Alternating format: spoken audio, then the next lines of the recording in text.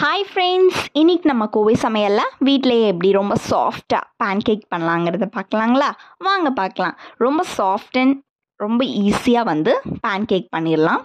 அது மேலே 2 ஸ்பூன் அளவுக்கு ஹனி சேர்த்தி தேன் சேர்த்தி சாப்பிட்டா செம்மையாக இருக்கும். வாங்க எப்படி பண்ணலாங்கிறத பார்க்கலாம். அதுக்கு 1 கப் பசும்பால் எடுத்துக்கலாம். அது கூட கொஞ்சமாக லெமன் ஜூஸ் ஆட் பண்ணிவிட்டு நல்லா மிக்ஸ் கொடுத்துக்கோங்க. இப்போ ஜாரில் 2 வாழைப்பழம் ஆட் பண்ணிக்கலாம்.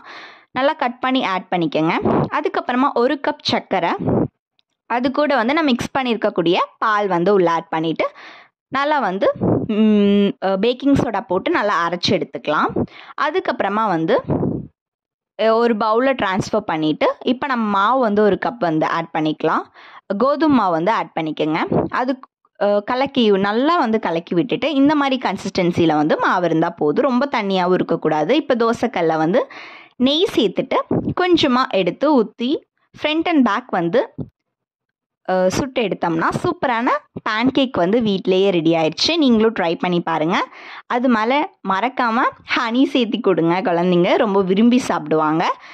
மறக்காமல் ட்ரை பண்ணி பாருங்கள். இந்த வீடியோ உங்களுக்கு பிடிச்சிருந்தா லைக் பண்ணுங்கள், ஷேர் பண்ணுங்கள், கமெண்ட் பண்ணுங்கள். மறக்காமல் சப்ஸ்கிரைப் பண்ணிடுங்க.